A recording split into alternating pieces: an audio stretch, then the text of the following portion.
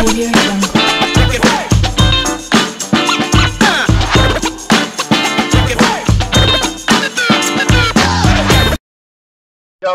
Yo, what's up tout le monde, c'est Lord Vendetta avec vous, comment on va? On est mercredi aujourd'hui, j'espère que tout le monde va bien, donc une autre vidéo statique encore pour vous la famille. Je salue tous mes abonnés Twitch, mes abonnés Patreon, mes abonnés YouTube, et aussi je salue tous les gens qui prennent du temps à visionner mes vidéos, qui like mes vidéos, qui commentent mes vidéos. Merci à vous, force à vous, et c'est grâce à vous que je continue à faire ce que je fais. Ok, donc on va commencer sans trop perdre votre temps. N'oubliez pas, Decent Wallet, je suis affilié avec eux, donc en cliquant sur mon lien, tu économises 50 $, au lieu de payer 159 $, tu paieras 109 $.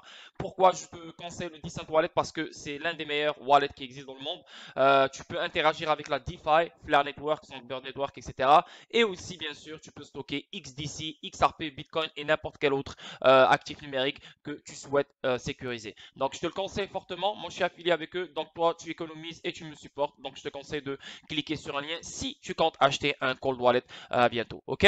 Donc, voilà. So, on avance. Et aussi, n'oubliez pas le Discord. Rejoignez le Discord.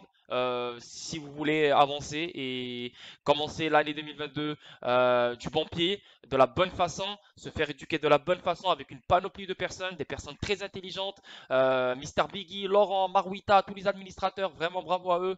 Et voilà, donc c'est vraiment énorme, c'est vraiment une université, on est là, on s'entraide nous tous, s'il y a des questions, on essaie de répondre, s'il y a une information, on essaie de la partager ensemble. Et en plus de ça, j'ai commencé à faire des vidéos exclusives seulement pour le Discord. Donc c'est des vidéos statiques comme celle-là, mais seulement pour le Discord. Donc si tu veux savoir beaucoup plus, bah, je te conseille de rejoindre le Discord et le lien il est juste en dessous de la vidéo. Et aussi pour le Biometric Wallet, le Decent Wallet, le lien il est juste en dessous de la vidéo. Donc cliquez sur les deux liens si vous souhaitez rejoindre le Discord ou bien acheter un Decent Wallet. Ok? So, et n'oubliez pas, ce vendredi, donc après-demain, le Biggie Show, épisode 4, ça va être le bordel. Mister Biggie il est chaud. Oh my god, si tu le suis sur Twitter, tu vas voir là, c'est incroyable le genre de photos qu'il met, le genre de tweet qu'il met. Le gars, il est énorme. Et en plus de ça, ça fait un moment depuis l'épisode 3. Donc il y a énormément de choses, je pense, qu'il a ramassé dans son pot de miel, dans sa grotte. Donc je pense qu'il va il va nous choquer. C'est ce que je pense. Je n'ai aucune idée de qu'est-ce qu'il va nous partager cette soirée-là. J'ai hâte. Même moi, ça va être une surprise. Donc je vous conseille d'être là, les gars. Ça va être énorme sur Twitch. Et le lien, il est juste en dessous de la vidéo. Alors soyez abonnés. Sinon, si vous n'êtes pas présent cette soirée-là, vous devriez regarder le stream en replay. Et si vous le regardez en replay, si vous voulez le regarder en replay, donc vous devez être abonné de la chaîne Twitch. Ok, et c'est payant. Donc juste je vous dis maintenant, soyez présents à 21 h vendredi sur Twitch pour ne pas payer si vous ne voulez pas payer. Ok, donc on commence. XRP 74 sous, une baisse de 1,05%. Le market cap, on parle de 35 milliards, une baisse de 1,05%. Le volume dans les 24 heures, on parle de 1 milliard, une baisse de 1,05%. Et le circulating supply, toujours 47 milliards 660 millions de XRP en circulation. La crypto, 16 946. Le market cap, 2 trilliards. Donc il y a un peu d'argent qui est revenu dans le market depuis hier ou avant-hier. Le volume dans les 24 heures, on parle de 77 milliards. Et la BTC Dominance, 40,0%. Ok, donc le premier truc, je pense que voilà, ça vient de sortir. Les gens sont déjà. Pourquoi ça n'a pas traduit? Attendez. Cette vidéo, on va parler vraiment de XRP. Il y a deux nouvelles. Et voilà, et après, on va parler de culture générale, Vagabond, Pack Protocol, CBDC, des trucs comme ça. Donc, c'est pas vraiment quelque chose de waouh, mais il y a quand même deux bonnes nouvelles sur XRP. Non, une bonne nouvelle et en plus la SEC. Désolé. Donc, le XRP de Ripple est-il une sécurité et la SEC croit-elle en sa propre théorie de cas?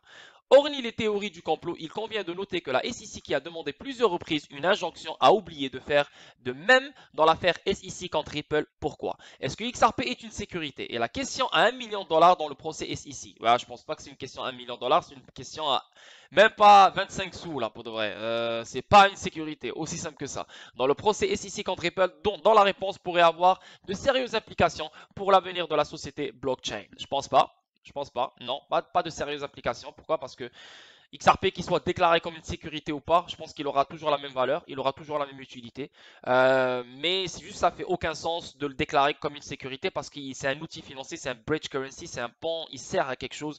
Donc je ne le vois pas être une sécurité et aussi ce n'est pas un contrat d'investissement. Tout le monde l'a acheté comme Bitcoin, comme Ether. Donc c'est ça la différence. Mais sinon, dire que c'est des sérieuses implications pour l'avenir de la société blockchain, non, je ne penserais pas. Dans les affaires passées de la SEC contre des sociétés de crypto-monnaies qui ont levé des fonds auprès des investisseurs, l'agence a plaidé cette cause, mais le statut de sécurité n'a jamais été bloqué. Alors que Telegram a accepté de restituer 1,2 milliard de dollars aux investisseurs et de payer une amende de 18,5 de dollars. Donc ça, c'est la dernière affaire que la SEC a vraiment... Ça, c'est l'affaire où Telegram n'a pas eu de chance. Elle est tombée sur un juge de 80 ans. Il n'a pas voulu comprendre. Il n'a pas voulu aller plus loin et analyser les choses lui-même. Donc, il a directement donné le feu vert à la SEC. La SEC a bien, elle a bien profité, tu vois. Donc, restituer 1,2 milliard de dollars aux investisseurs et de payer une amende de 18,5 millions de dollars. La SEC a admis qu'elle avait cherché à interdire à Telegram de livrer les grammes qu'elle avait vendus, qui, selon la SEC, étaient des titres qui avaient été offerts et vendus en violation de l'enregistrement exigence des lois fédérales sur les valeurs mobilières. Alors que le tribunal s'est prononcé en faveur de la SEC, le juge a expliqué que la garantie n'était ni l'accord d'achat de grammes, ni le gramme, mais l'ensemble du schéma qui comprenait les accords d'achat de grammes et les accords et engagements connexes pris par Telegram, y compris l'attente de l'intention que les acheteurs initiaux distribueraient grammes sur un marché public secondaire. Pourquoi ne pas demander une injonction préliminaire? Entrer l'avocat des détenteurs de XRP. Hein? Entrer? Bref. John Deaton qui trouve étrange que la SEC n'ait pas demandé une injonction préliminaire pour toutes les ventes de XRP de la même manière qu'elle a fait dans l'affaire Telegram. Ah, et ça c'est un point fort. Pourquoi j'ai lu ça et j'ai pas expliqué? Parce que ça explique. Voilà, il vient de l'expliquer. John Deaton trouve que c'est étrange. Avec l'affaire Telegram, ils ont posé une injonction préliminaire. Et l'injonction préliminaire, c'est ce qu'on vient de dire ici. Ok, comme quoi, même si, comme quoi, voilà, on va la relire. La garantie n'était ni l'accord d'achat de grammes, ni le gramme, mais l'ensemble du schéma qui comprenait les accords d'achat de grammes et les accords d'engagement connexes pris par Telegram. Donc c'est vraiment le schéma. Hein. Ils ont jugé le schéma en fait. Ce n'est pas l'accord ou l'achat, non, non, c'est le schéma, comment les choses ont été faites. C'est pour ça qu'on juge que c'est une sécurité. C'est pour ça que Telegram a payé le 1,2 milliard et le 18,5 millions de dollars comme amende. Mais là, John Deaton, il a remarqué, hey, pourquoi la SEC ne fait pas la même chose avec XRP? Pourquoi il n'attaque pas le schéma? C'est la même chose avec Telegram.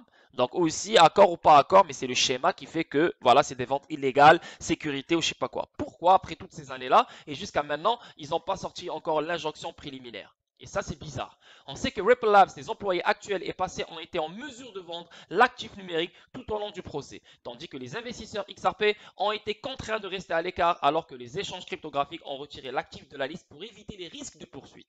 Si la SEC pense que tous les XRP sont des titres, pourquoi autorise-t-elle toutes ces ventes illégales? Pourquoi ne pas demander une injonction préliminaire pour arrêter toutes les ventes comme elle l'a fait dans l'affaire Telegram? La réponse est claire. La SEC ne croit pas à sa propre théorie des cas. Donc elle-même, elle est mélangée dans son affaire. Elle-même, elle est dans un labyrinthe. Elle ne sait même pas qu'est-ce qui a été dit au sein même de son équipe, à l'intérieur. Elle ne sait pas. Elle ne sait pas. Donc c'est pour ça qu'elle ne peut pas poser une injonction préliminaire. Elle ne sait pas. Elle ne sait même pas qu'est-ce qui se passe. Le procès a été utilisé comme une arme, a-t-il dit. Hormis les théories du complot, il convient de noter que la SEC, qui a demandé à plusieurs reprises une injonction, a oublié de faire de même avec Ripple. L'avocat XRP, ami de la communauté Jeremy Hogan, s'est également rangé du côté de John Deaton, affirmant qu'il avait la seule conclusion raisonnable pourrait le prouver. Selon la jurisprudence, une action en injonction a pour but de prévenir de futures infractions. Voilà. Donc, si eux, ils savaient que c'était des ventes illégales et ils savaient que toutes les XRP, c'est des titres, donc ils devraient déposer cette injonction préliminaire pour arrêter toute infraction future. Donc, toi, tu vas plus jamais vendre ces XRP. Toi, tu vas plus jamais. Ils n'ont rien fait pendant toutes ces années. Toutes ces années zéro. Même maintenant, même dans cette affaire de l'année 2021 jusqu'à maintenant, ils n'ont aucunement posé une injonction préliminaire. Pourquoi? Pourquoi? Et ça, c'est fort. Pourquoi? Parce qu'ils sont perdus. Ils ne savent même pas c'est quoi. Ils respectent même pas leur propre théorie. Ils ne savent même pas si leur propre théorie tient la route ou pas. Tu vois ce que je veux dire? Le libellé semble exiger une constatation de la probabilité ou de la propension à se livrer à de futures violations. Pourquoi provoquer toute cette folie?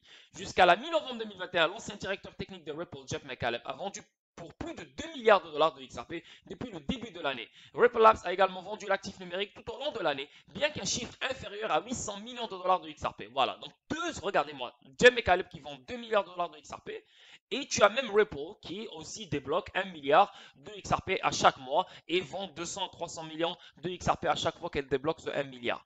Et pourquoi elle n'a pas fait une injonction préliminaire pour bloquer ces ventes-là? Pourquoi? Hein? Et ça, c'est la plus grande question. Ça, c'est une putain de question. Ça, on aimerait avoir la réponse. Je ne dis pas que Ripple ou Caleb ne devraient pas être autorisés à vendre du XRP ou qu'ils font quelque chose de mal. Je ne crois pas qu'ils le soient. Je ne fais que souligner à quel point la position de la SEC est incohérente et imparfaite. S'ils croyaient à son propre argument, ils auraient demandé une injonction à expliquer John Deaton. Voilà, donc s'ils croyaient à leur propre argument, s'ils pensaient vraiment qu'XRP c'était une sécurité, s'ils pensaient vraiment qu'XRP était, voilà, tous les XRP que les gens détiennent c'est des sécurités, etc., ils auraient tout fait pour bloquer les ventes, etc. Mais là, ils n'ont rien fait. Donc ça veut dire qu'eux-mêmes, ils ne savent même pas qu'est-ce qui se passe, ils ne savent même pas c'est quoi. Le but de ce fil est de montrer voilà. Si cette affaire concernait l'application des lois sur les valeurs mobilières ou la protection des investisseurs, ils auraient abordé l'affaire de la même manière. Désolé. Ils auraient abordé l'affaire de la même manière que les affaires du passé. Le fait est que vous pouvez croire que Ripple aurait dû être poursuivi et reconnaître que cette affaire représente bien plus que ce que Ripple a vendu à un titre. Le but de ce fil est de montrer à ceux qui croient que la SEC était justifiée d'intenter une action contre Ripple. Ouais, donc ça c'est toute cette analyse, toute cette recherche est faite pour les gens qui pensent vraiment que la SEC avait raison de déposer cette plainte contre Ripple. Avait raison de déposer cette accusation contre Ripple. Ça, c'est pour ces gens-là. Comme quoi, cette plainte, cette affaire, elle est ridicule, elle ne sert absolument à rien et c'est fait exprès. Voilà.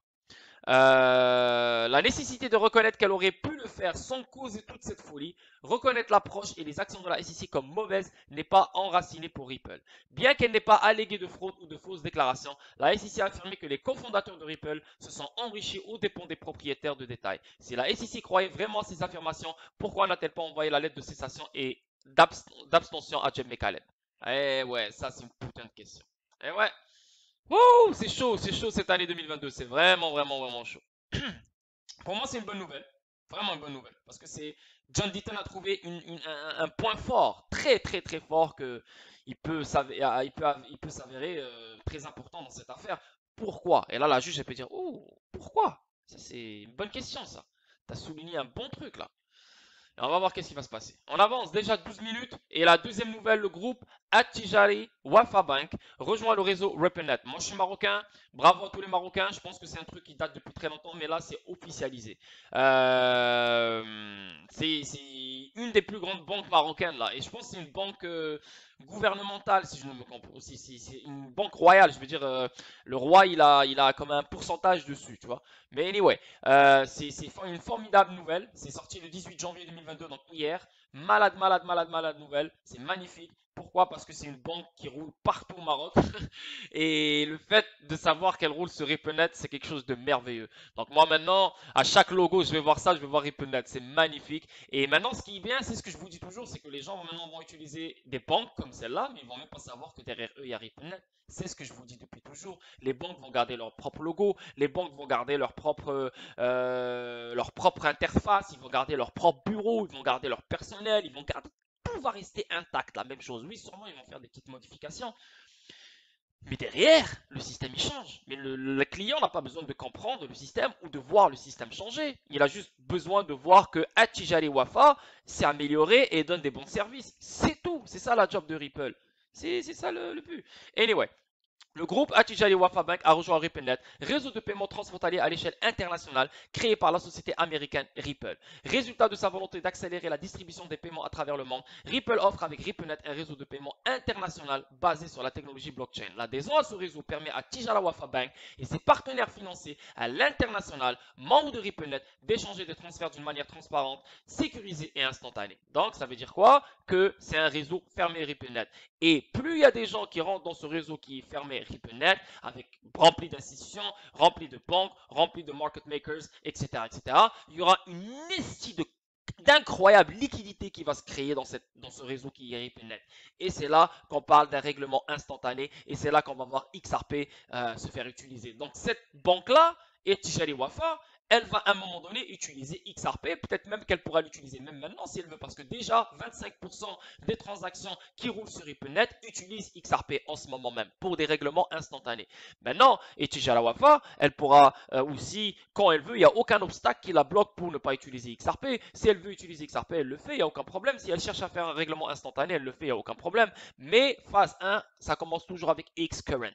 Donc, on utilise RippleNet, on envoie de l'argent, mais on passe toujours par le système traditionnel, les Nostro Vostro, etc., etc. Mais si tu veux un règlement instantané, bien sûr, c'est XRP. Donc, ça veut dire que cette banque marocaine va toucher XRP un jour ou l'autre, qu'on le veuille ou non. Et si une banque marocaine comme celle-là touche le XRP, touche RippleNet et intègre RippleNet, alors imaginez tout le reste du monde. Yeah, man, c'est ce que je vous dis depuis toujours, c'est incroyable. Et moi, je suis fier de mon pays, bravo à toi. Aujourd'hui, le réseau RippleNet compte plus de 200 banques et opérateurs de transfert et permettra à Tijari Wafa, banque, de développer les transferts et le diaspora marocaine et compléter son catalogue de canaux de transfert. Bien sûr, pourquoi? Parce que ça va faciliter la communication. Ils pourront maintenant parler et accéder aux clients et d'abord, ils pourront communiquer d'une façon facile, d'une façon fluide avec n'importe quel client qui se trouve dans ce, pas client, mais n'importe quel membre qui se trouve dans RippleNet, donc ça veut dire des membres partout dans le monde. Tu n'as plus besoin de voyager, tu n'as plus besoin de céduler des rendez-vous, prendre l'avion, aller dans leur bureau, je sais pas quoi, gaspiller de l'argent ni rien. Tout se fait dans une interface. Toute communication. Donc tu peux communiquer avec tous les membres qui se trouvent dans RippleNet. Donc plus il y a des membres qui vont rentrer dans RippleNet, bah, plus tu auras le monde devant ta gueule et tu pourras communiquer avec n'importe qui. Ça, c'est numéro 1. Et numéro 2, c'est des corridors. Donc, Atijali Wafa, elle aura accès à d'autres corridors. Elle aura accès à d'autres façons, bien sûr, d'économiser de l'argent, d'avoir des meilleurs taux de change, d'avoir ci, d'avoir ça, d'avoir ça. Donc, c'est ce qui se passe. C'est magnifique. Quand tu rentres dans ce réseau, c'est comme le Discord. Comme, je vais donner cet exemple avec le Discord. Tu rentres dans le Discord, tu as plein de choses. Tu te réveilles, tu as juste besoin d'aller dans le Discord. Pourquoi? Parce que tu as les news, tu as les pépites, tu as les opportunités, tu as les recherches et les connexions sur Ripple et d'autres trucs. Donc, tu as tout. Et en plus, tu as une communication facile avec Lord, avec Biggie, avec plein de monde. Donc, c'est un peu comme ça, tu vois ce que je veux dire? Mais ça, c'est un réseau institutionnel, bien sûr. C'est un réseau pour le système financier et les cross-border payments. Donc, c'est pas la même chose comme Discord, mais juste je vous donne un peu le délire. Quand tu rentres dans ce délire, c'est fini, tu as accès à des privilèges de malade. Et c'est ça le but. Swift ne t'offre pas ça. Ok? Donc, j'ai passé trop de temps dessus. C'est magnifique et on avance. Or, ici, on voit Xoom, Tangent Card. Moi, j'ai une Tangent Card depuis longtemps, très très très longtemps. Mais là, maintenant, il y a Xoom qui va sortir avec Xoom. Maintenant, ils ont déjà fait le partenariat il y a un moment là, Xoom et Tangem. Mais là, maintenant, il y a vraiment la carte Xoom avec Tangem qui sort et on la voit ici. Elle est trop cool, trop stylée, XRP. Yo, elle est malade pour de vrai. C'est ça que j'ai, moi. C'est ça que j'ai.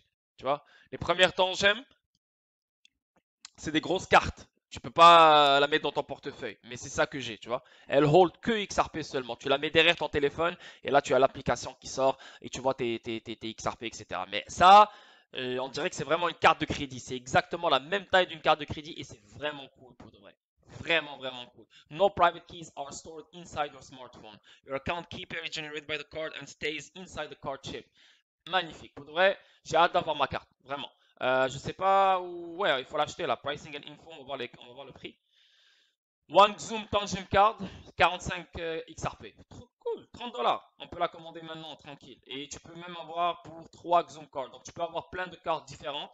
Et tu peux mettre par exemple 20 000 XRP ici, 10 000 XRP ici, 5 000 XRP ici. Chacune, tu la mets quelque part, tu la caches. Une, tu sors avec si tu voyages.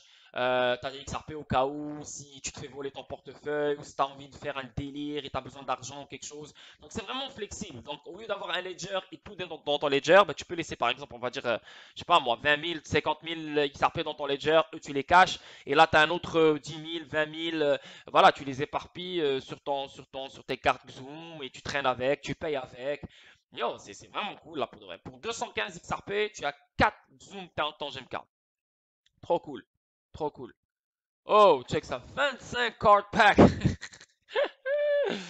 Oh shit. Yeah, c'est fou. Mais anyway, moi, juste celle-là, ça me va. J'ai pas besoin de 2, ni 3, ni 4, ni 5. Une seule me va. Et je pense vraiment que je vais l'avoir. Et ici, ça dit, This means we will ship your order within a couple of days after a new batch of cards makes it to us. We are expecting cards to be back in stock halfway January 2022. Donc, ok, c'est pas encore. Donc, si tu orders maintenant, ça va prendre quelques jours là. C'est pas. Tu vois.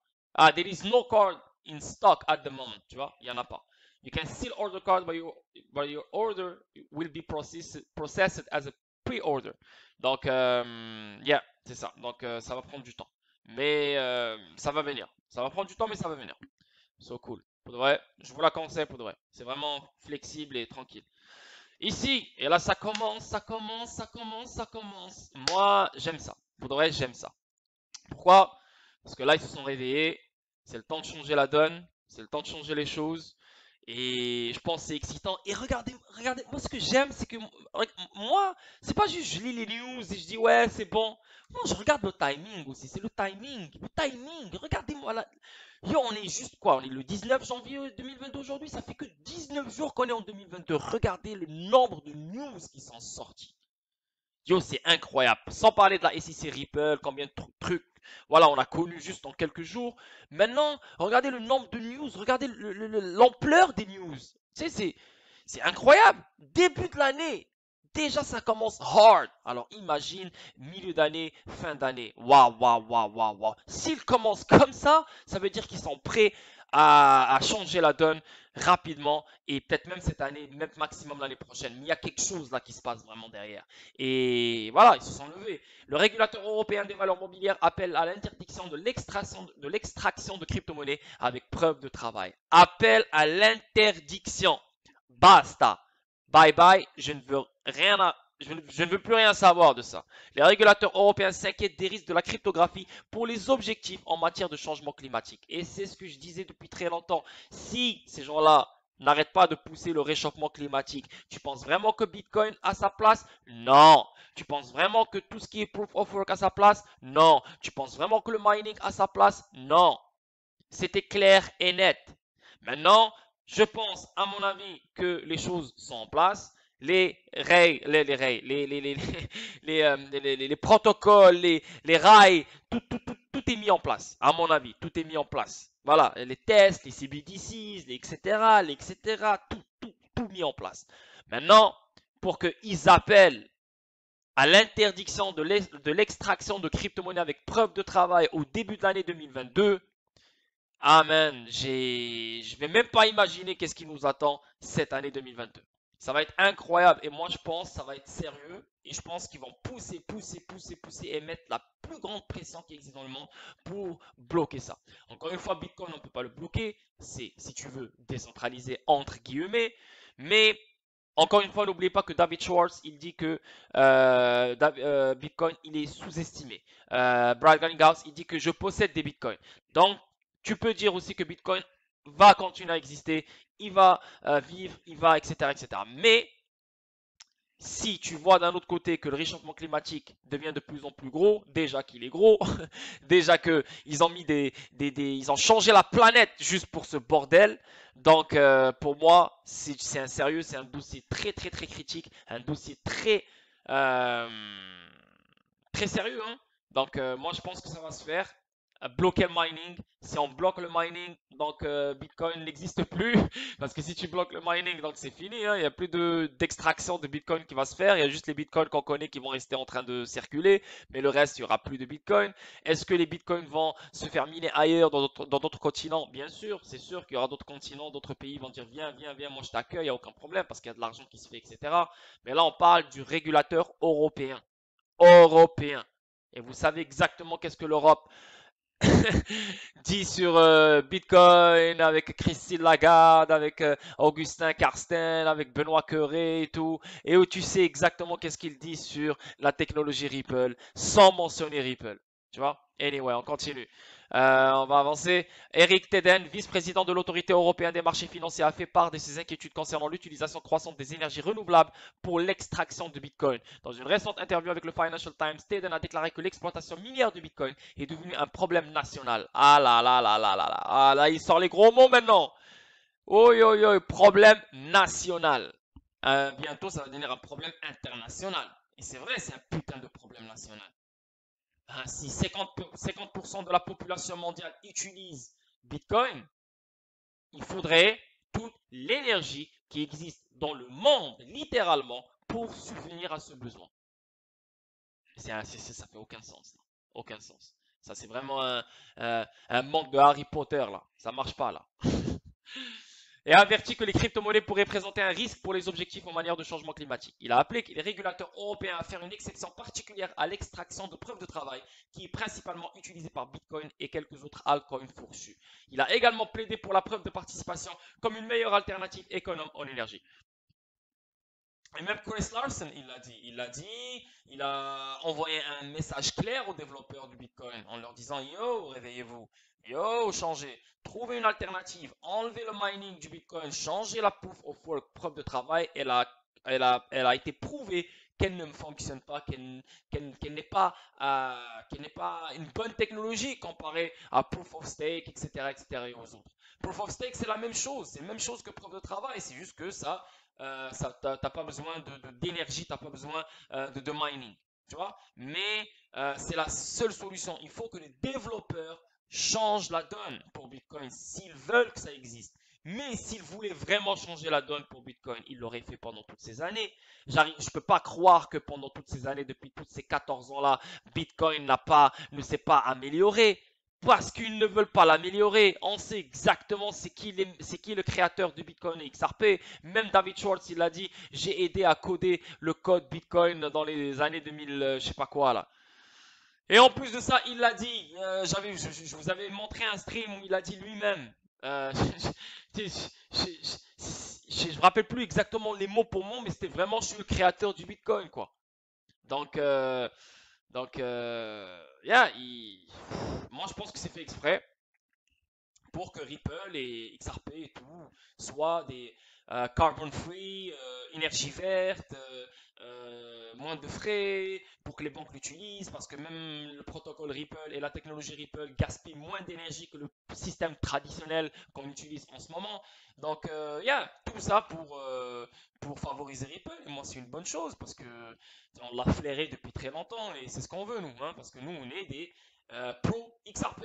Millennium Capital, une société d'investissement alternative basée à Paris, a répondu l'appel croissant pour une interdiction à l'exploitation minière Proof of Work en novembre 2021. La qualifie de complètement mal informée. La société d'investissement a déclaré qu'en raison de la nature décentralisée de Bitcoin, il n'y a pas de lobby ou de groupe pour défendre ses intérêts. Ouais, c'est vrai. Il n'y a pas de lobby, il n'y a pas de groupe, il n'y a personne, donc tu ne peux pas juste venir et l'attaquer et le fermer. Oui, il va toujours exister, ça c'est sûr et certain. Mais il ne devrait pas avoir l'ampleur qu'il a en ce moment et on ne devrait pas avoir euh, cette ampleur de machines, de mining et cet intérêt de miner. Oui, tu peux avoir un pays, deux pays qui minent, qui rendent ça gouvernemental, je sais pas quoi, I don't know, ils trouvent une solution. Même pas le mining, proof of stake c'est mieux pour eux. Mais, yeah, c'est trop, c'est trop. Il faut vraiment trouver une solution. Parce que le Bitcoin, moi, pour moi, il a eu une seule job. C'est c'est déranger le monde et vraiment ouvrir la porte à la crypto et pour que les gens, nous, les gens normaux, se familiarisent avec la crypto. Pour que ça devienne une normalité. C'est ça sa job. Il a réussi à faire sa job.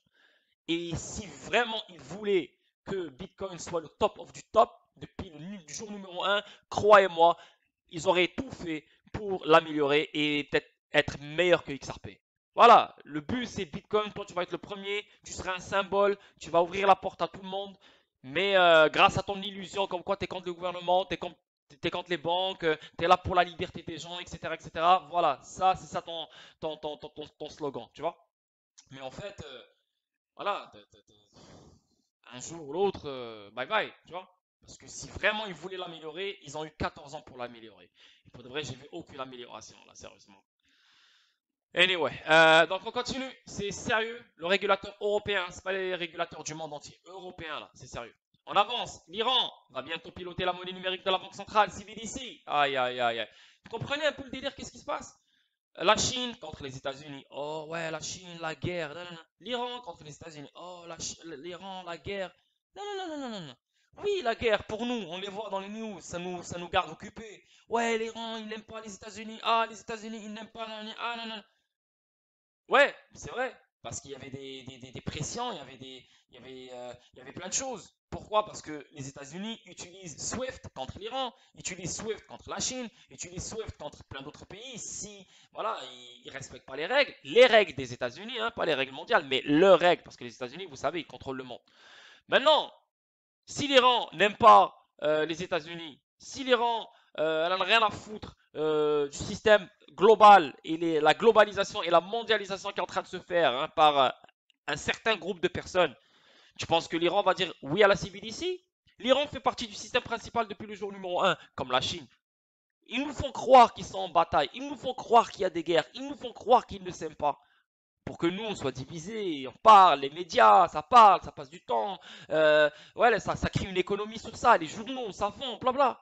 Mais en fait, ils font tous partie du système principal. Regarde maintenant l'Iran, ouais, on est contre tout le monde, ouais.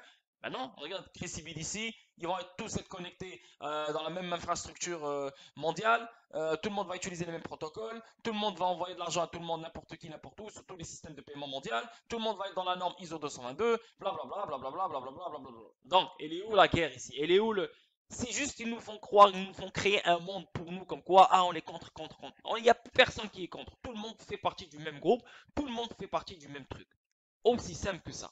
Donc là, l'Iran va bientôt piloter la monnaie numérique de la Banque centrale CBDC. Bah, salut à toi l'Iran et bienvenue.